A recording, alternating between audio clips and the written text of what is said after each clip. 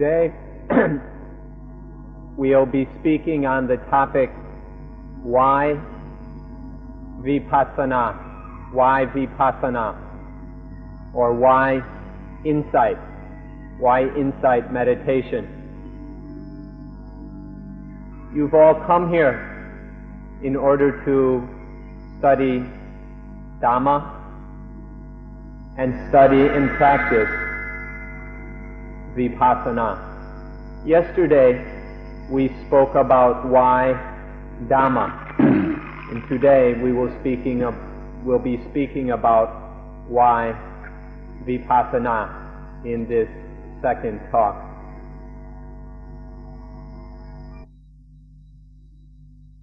If we speak in broad and general terms, we can say that the reason for practicing Vipassana is in order to have the eye of life.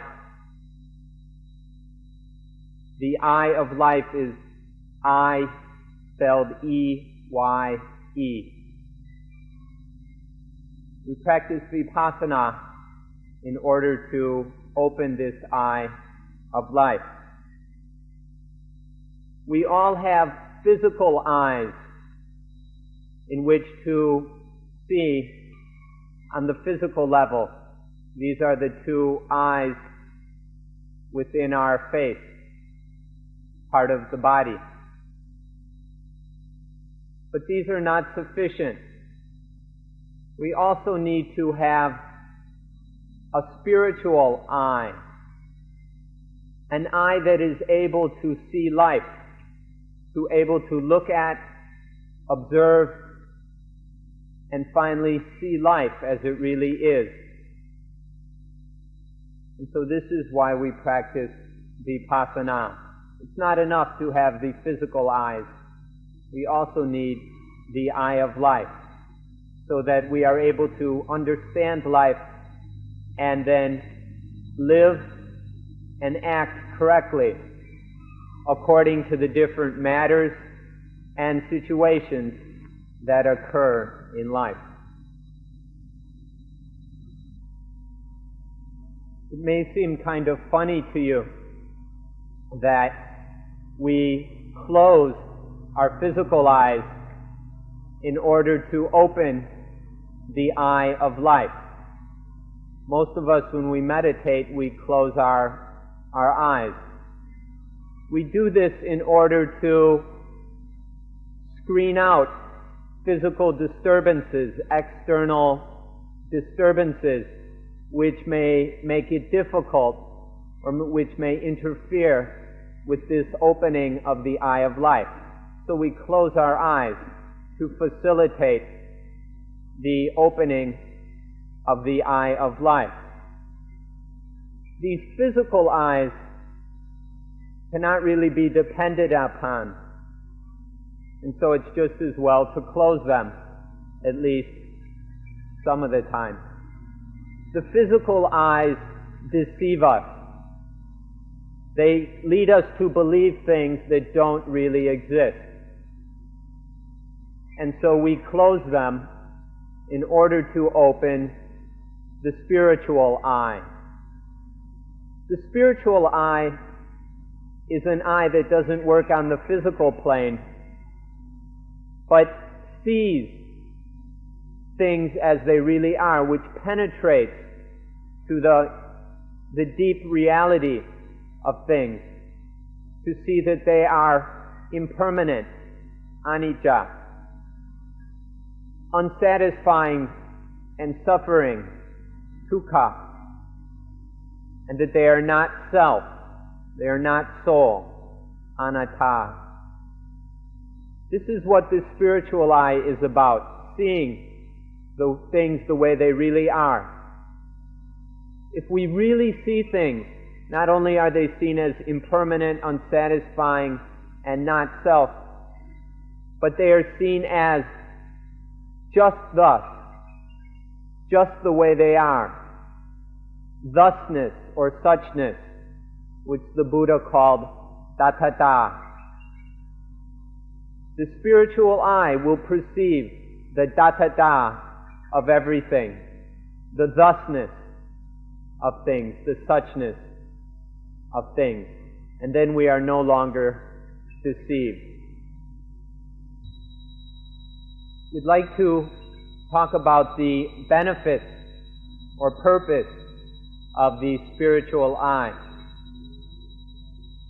When the spiritual eye realizes the truth of things, the way they really are, their suchness, then life, we are able to see the world and life in a way that they are no longer problems. We see through all these things we call our problems, and we no longer make the world and life into our problems. With the spiritual eye, we are able to uncover and uproot all the things we might call the problems of life, or what you might call the burdens of life. All these different things which seem a burden to you. With the spiritual eye, they can be removed, so that life is no longer weighed down and burdened by these problems. A further benefit of the spiritual eye is that with it we will be able to master and manage phassa, or sense contact. As we mentioned yesterday, the sense contact, the sense experience of eye, visual object, and mind coming together, or it happens with the other senses as well. This can stir up, it can condition and concoct into all sorts of problems when it is not managed and overseen properly. But with the spiritual eye, we can supervise, we can guide, keep this phassa, this sense contact, under control, that so it is not the source of any problem. This is something of great practical importance in our lives, because our daily life, each hour and each minute, is made up of nothing but these sense contacts. And if we can manage them properly with mindfulness and wisdom, then there will be no problems conditioned and brewed up by sense contact. This is a second benefit of the spiritual eye. The next benefit is that through the spiritual eye, or Vipassana, we will be able to control or manage this thing called egoism. As we mentioned yesterday, egoism gets out of control and causes all sorts of problems, leading to all kinds of selfishness and defilement. The physical eyes can't even see this thing called egoism. There's no way you can see egoism with your eyes, your physical eyes. It takes the spiritual eye of Vipassana, of insight, to see this egoism and understand how it works, see its problems, and see the way of controlling it, or even eliminating it. Those of you who have seen egoism already, who are aware of it, will realize the great importance of this. How wonderful this benefit of the spiritual eye is, that allows us to bring egoism under control. If you've really seen egoism for what it is, then you'll be most willing to eliminate it. You realize that egoism is just a fantasy, an illusion. It's not really real. It's just a silly idea in our minds. But those of you who have not really seen egoism clearly may still be interested in this. It still may have some attraction to you. You may feel some identification with your ego. In this case, at least be interested in using the spiritual eye to develop egoism in the correct way, so that it does not lead to defilement. But it's best to just eliminate this illusion of ego altogether. Because when there is egoism, there is self-centeredness and selfishness.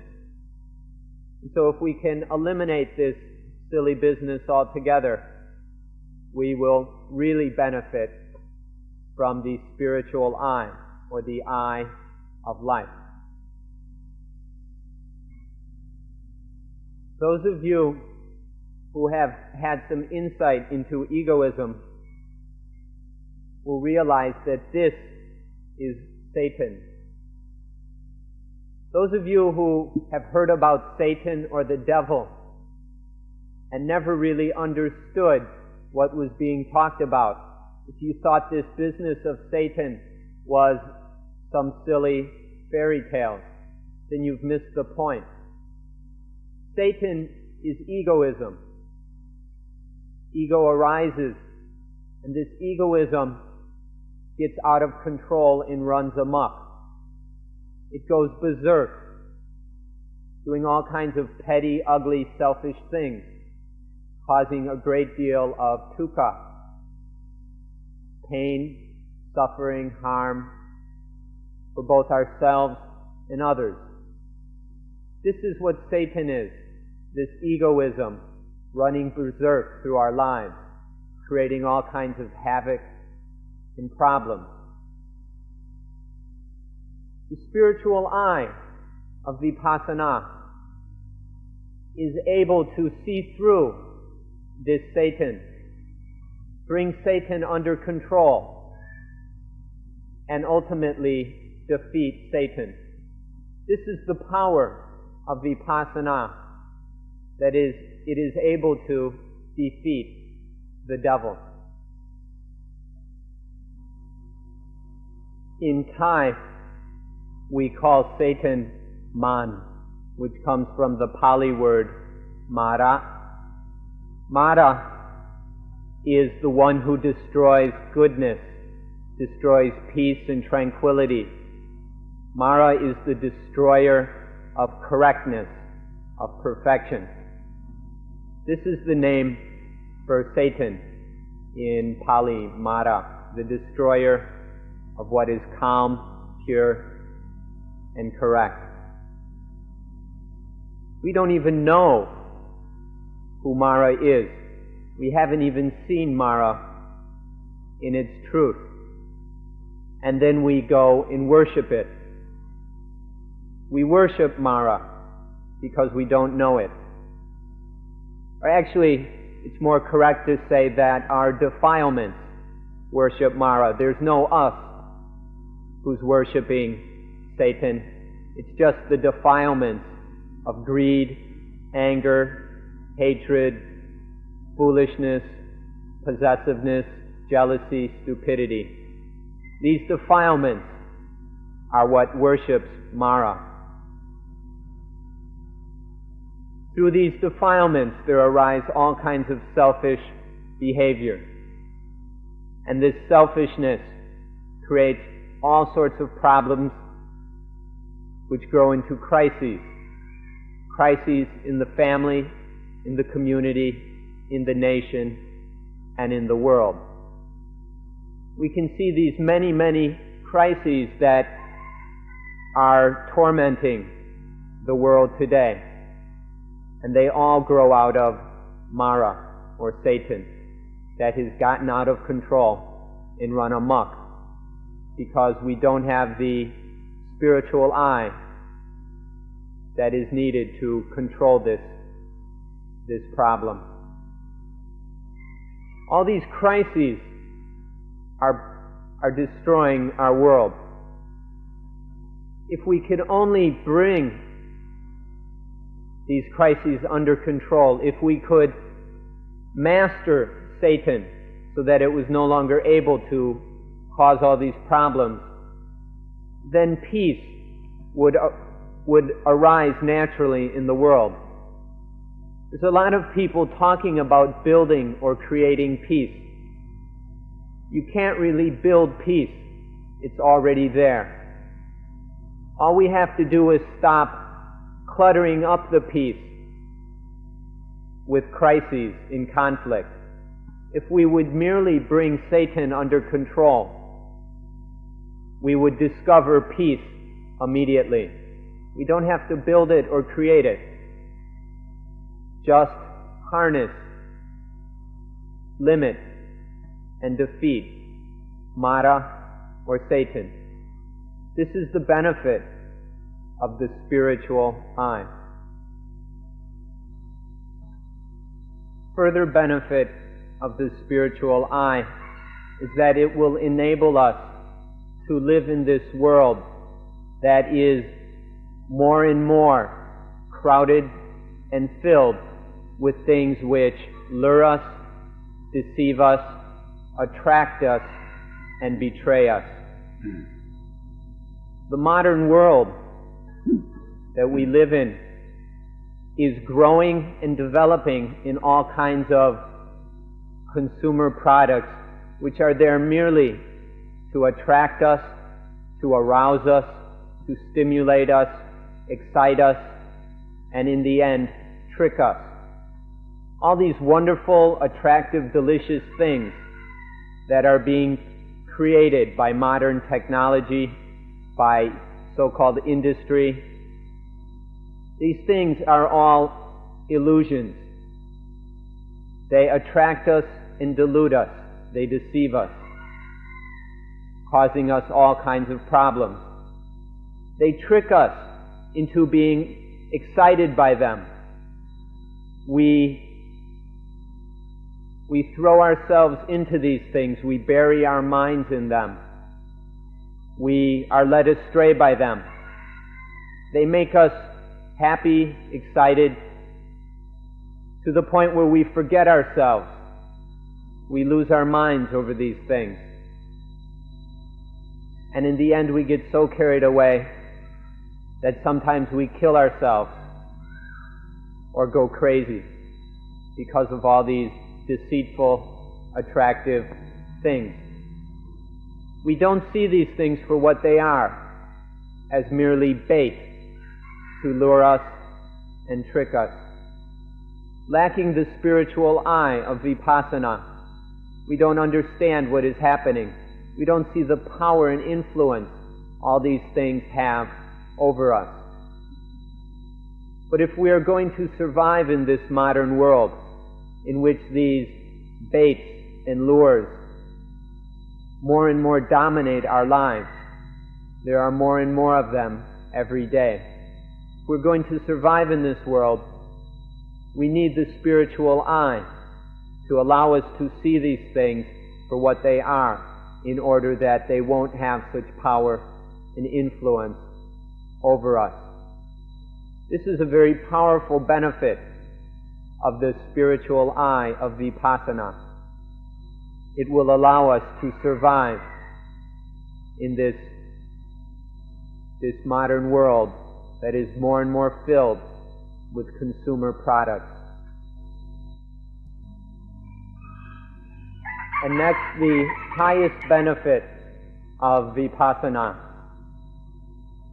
Through Vipassana, it will be possible to oversee, master, and supervise the internal sense objects.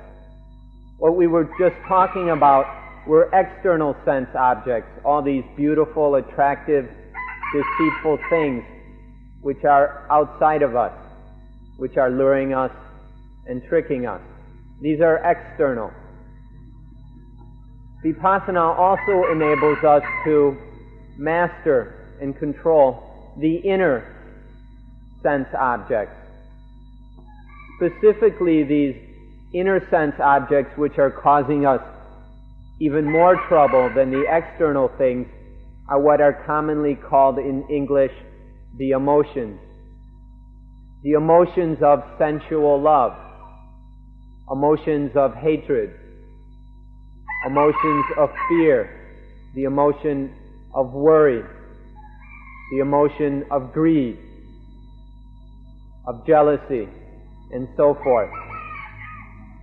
All these internal emotions happen because there isn't the eye of wisdom or the spiritual eye to keep the situation under control. And so these emotions are cooked up, they are concocted within the mind, and then they have a very powerful influence over the mind, which disturbs, annoys, and causes a great deal of pain, harm, suffering, and dukkha, all on the mental level. With the spiritual eye, however, it is possible to either eliminate these emotions so that they don't happen. With the spiritual eye, these harmful emotions will not arise, and therefore they won't be able to cause their problems. Or at least it will be possible to limit the emotions so that they do not become dangerous, so that the emotions may arise to some degree, but without endangering and confusing and harming life. This is a very supreme and exalted benefit of Vipassana, of this kind of practice and training in which the reality of things are seen. This is the highest benefit of Vipassana. It allows us to control and master the emotions so that they cause us no more problems and pain. Now we'd like to look at the meaning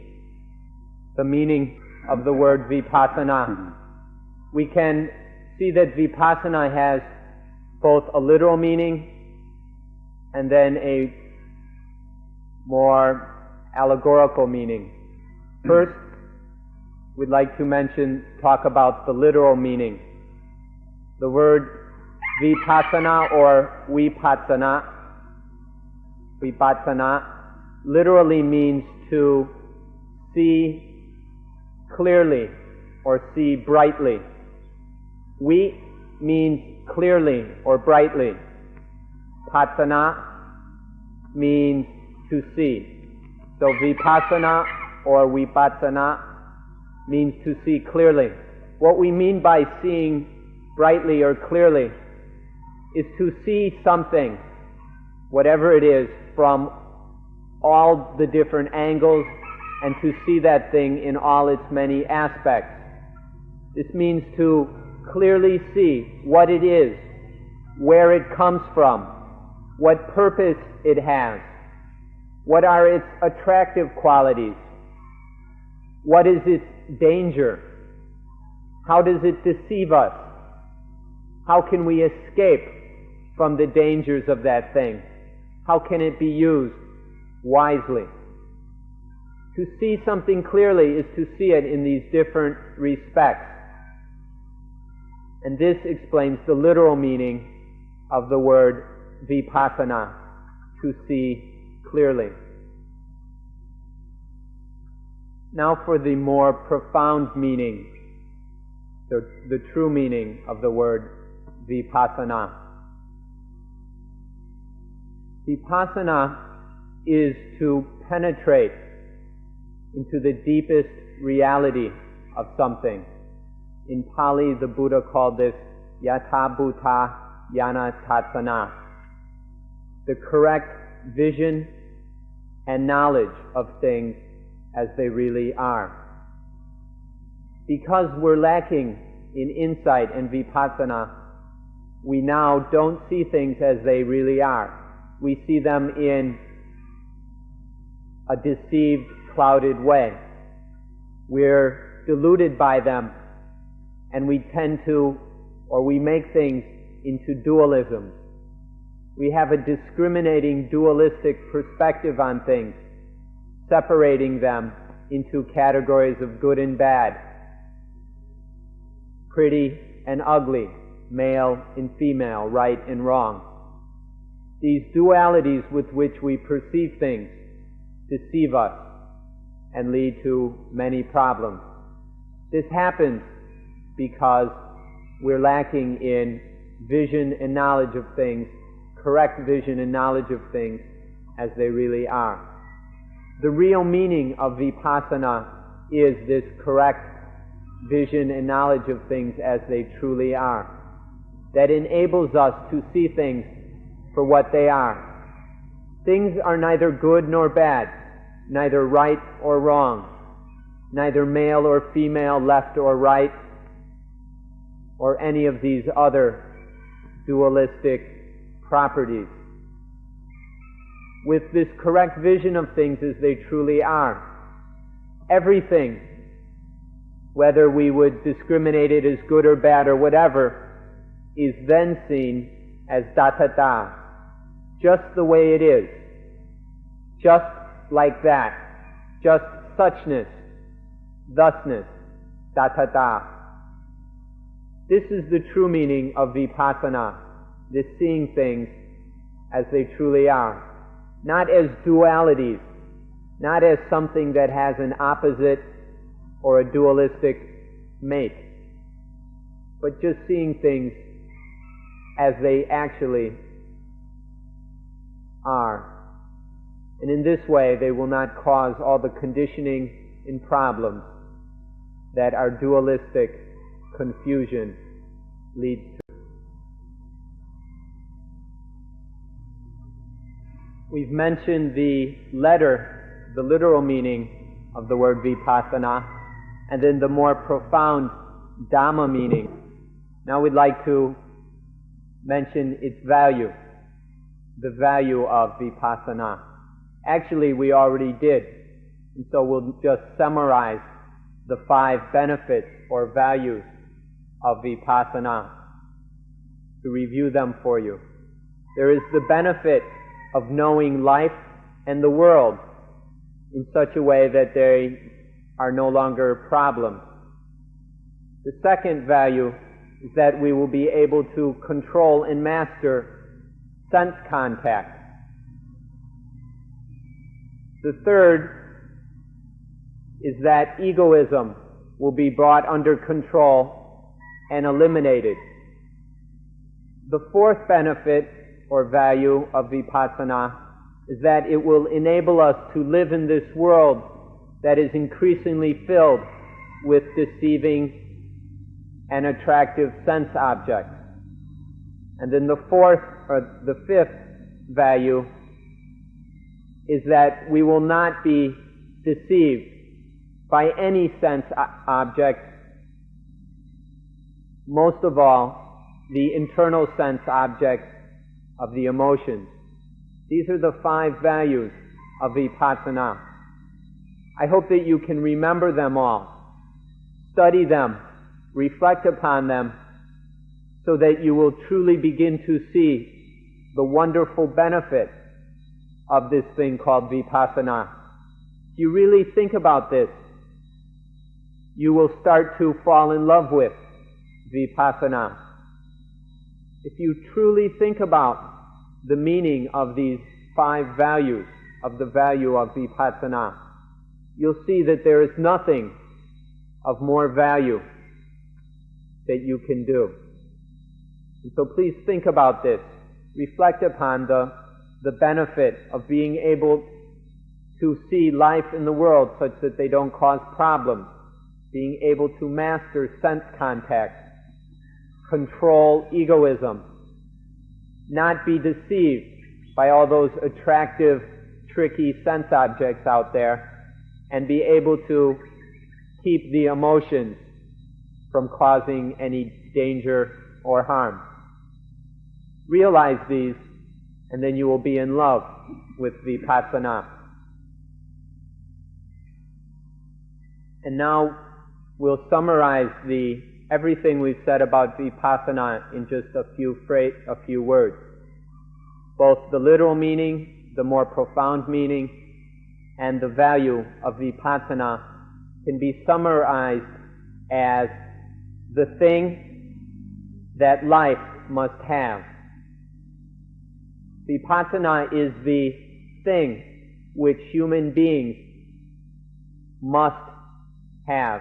It's absolutely necessary for human beings to have this thing. With Vipassana, life will be correct.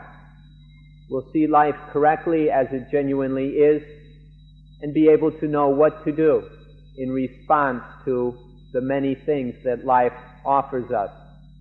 Without Vipassana, we don't understand what is happening, we don't see the processes at work, and we make many, many mistakes.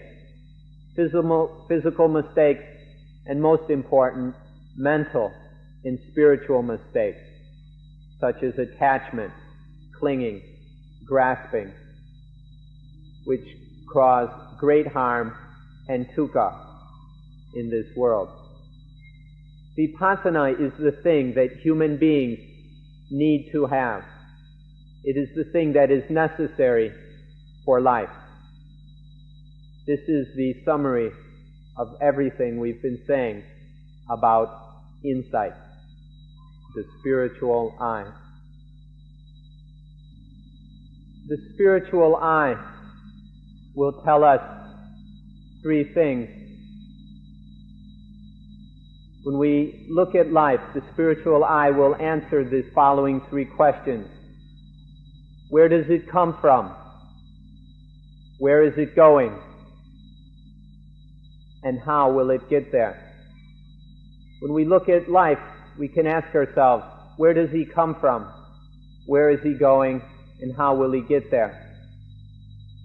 The spiritual eye can answer these three questions.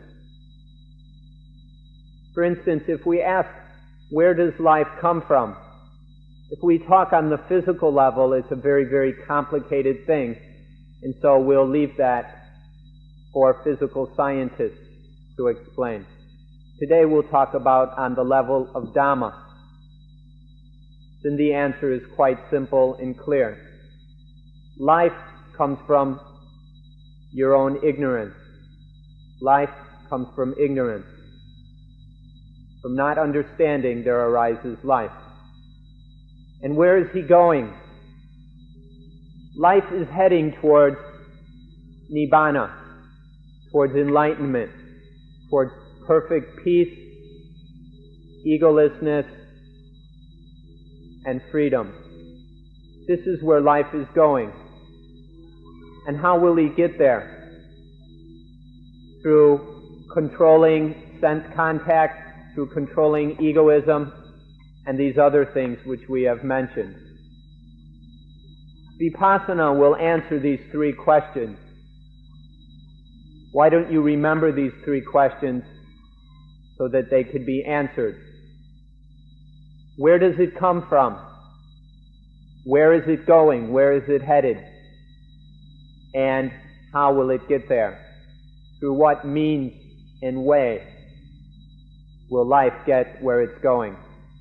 These are the three questions which the spiritual eye of life will answer. The Egyptians are a very ancient civilization, older even than the Chinese and the Indians. The Egyptian civilization goes back a very long ways, and the Egyptian people are not lacking in a deep sense of spirituality. You may have heard about, seen or read about one of the important images of the Egyptians. The Egyptians had a very important image called the Sphinx. The Sphinx can be seen in two aspects, a demonic aspect and a divine aspect. And the story, the legends or myths about the Sphinx go something like this. A traveler who would be walking down the road would come across the Sphinx. And the Sphinx would ask the traveler, where are you coming from? Where are you going?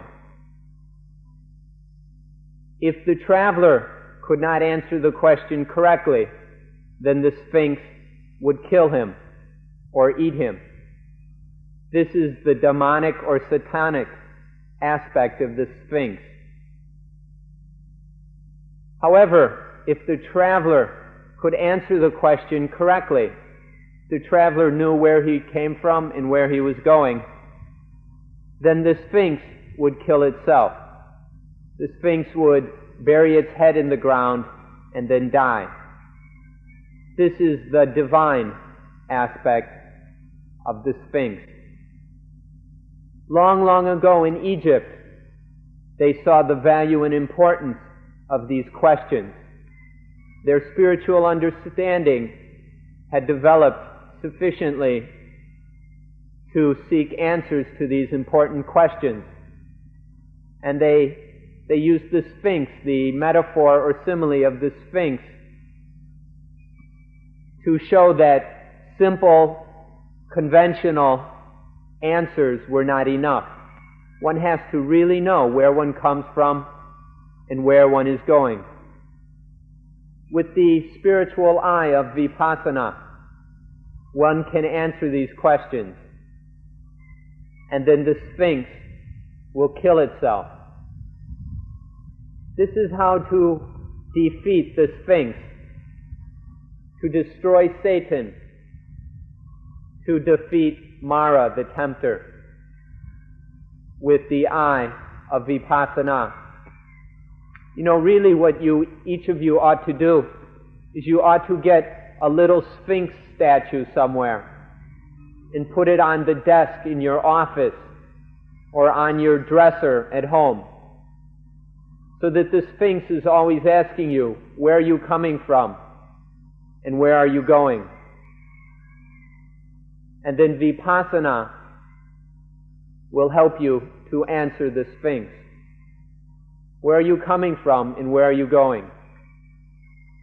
One of the great benefits of Vipassana, its power, is that it can answer these very ancient and necessary questions. We can also summarize Vipassana by saying Vipassana is the thing that will give man the best thing which a human being ought to receive. Vipassana will deliver the best thing that a human being ought to receive. Without Vipassana, in fact, we're not truly human. Without really seeing things as they truly are on the most profound level, we're not completely human. We haven't truly reached the fullest meaning of what it is to be a human being. Human being is the English translation of the word in time, manut, or in Pali, manusaya. Manusaya literally means to have a lofty mind, to be high-minded. This is what we mean by human beings, a being that exists on a very high level of consciousness. Without Vipassana, this cannot be fulfilled. We are not really fulfilling the meaning of what it is to be a human being. We're merely sentient beings, half-humans, semi-humans, or maybe not even human at all. Vipassana is absolutely necessary to truly be a human being. Vipassana is this thing that gives the best thing that a human being ought to receive, the best thing which human beings need to realize. And now to speak of the fruit or result of Vipassana. The result of Vipassana, when it is correctly practiced, is coolness. Vipassana leads to coolness. We mentioned this yesterday, the word coolness. We can talk about two kinds of coolness that are realized through Vipassana. The first kind of coolness is temporary. It's a temporary, maybe very fleeting coolness in which the fires of the defilements go out for a short period of time. And then there is a coolness. This in Pali is called nibbuti. It's cool. It's not complete coolness, utter coolness, but it can't really be called hot either. This is only temporary. But then there is a kind of coolness that is total and complete. This is not a physical kind of coolness. It has nothing to do with temperature. We're just talking about the coolness of the mind when all the fires of emotions, of conflict, of stress, of possessiveness, of defilement and selfishness, when all these fires are cooled completely, when this becomes permanent, it is called nibbana. Nibbana is this complete coolness. When there is nibbuti, the temporary coolness, more and more, it culminates in nibbana, complete, utter, permanent coolness. This is a very concrete fruit of Vipassana. It is something that can be directly experienced today. Therefore, it is very concrete and tangible. Coolness is the result of Vipassana. In the little time that remains, we'd like to discuss an outline or overview of Vipassana. There are three basic factors involved in this outline of Vipassana. These are three types or aspects of correctness which must exist for there to be Vipassana. In Pali, these are called sila, samadhi, and panya or banya. Two of these words you've already heard. Sila is translated usually virtue or morality. It's correct living. It's correctness on the physical, social, and verbal level. What we do and think, what we do and say is correct. Samadhi has to do with concentration, mindfulness. It's meditation, or one aspect of meditation. And then banya, wisdom, the knowledge aspect. So there must be morality, concentration, and wisdom. All these must be correct for there to be Vipassana. The first of these aspects, sila, or virtue, morality, is like a foundation on which the mind rests. It's like the ground, the earth, which supports the mind. The essence of sila is correctness of body. The body is correct in how it behaves, how it acts, and how it relates to other people, other bodies, and the environment. This is sila. Sila is correctness of body. And the next, samadhi, is correctness of mind. Samadhi, concentration or meditation, is basically the preparing of the mind, developing it and training it in various ways until it is appropriate and proper to make it ready for the business of Vipassana. There are many, many different ways of developing samadhi, but if they are correct, they are all the same in that they make the mind appropriate and ready for Vipassana. Sila is the body mode of this outline of Vipassana. Samadhi is the mental mode. And then Panya, or we could call it Vipassana, wisdom or insight, is the knowledge mode or the spiritual mode. In wisdom or Vipassana, what we're talking about is knowing the necessary things correctly. Panya or wisdom is correct knowledge of the things that need to be known. We don't have to know every petty little trivial detail in the universe. There's just certain things that must be understood. And to understand these things properly, rightly, is the meaning of wisdom. All the different things that need to be known and the way that they can be known, or the way that they should be known, can be summarized in one word. And this word is tathata. The summary of the spiritual mode, or panya, wisdom, is tathata. Suchness, thusness, just thus way. To see anything or everything as tathata, suchness, means that the mind is free of any clinging or grasping at that thing.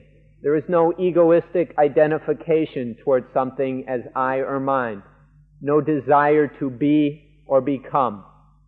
Things are seen just as they are, no longer in any deluded, habitual, obsessive way.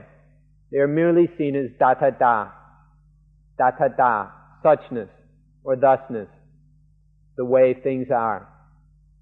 And so this outline of Vipassana has these three aspects: the body mode, the mental mode, and the spiritual mode of sila, morality, samadhi, concentration, and panya, wisdom. But altogether, these three aspects make up a whole. They are three aspects of one thing, not three separate, distinctive things. Some people try to separate these aspects off and say, just practice morality, or just practice meditation, or just practice wisdom. You can't do that. You can't just pick and choose one or the other. They make up a unit. These are three aspects of one unity, which we're calling the outline of Vipassana. Bringing together morality, meditation, and wisdom, morality, or the body, mental, and spiritual modes together, then there is the one thing that we call the outline of Vipassana, which enables us to live correctly. The last mode, panya, is most important. It is panya, wisdom, which controls sila, the body mode. Without panya overseeing morality, morality will not be correct. And panya must also oversee the mental mode. Without wisdom, meditation can become foolish or merely a silly ritual. And lastly, panya must oversee itself, so that wisdom does not become merely cleverness, intellectualism, or cynicism. Panya must be correct. And so these three aspects of the whole, when developed and brought together fully, allow us to live correctly. Details about all this will have to wait for a later day.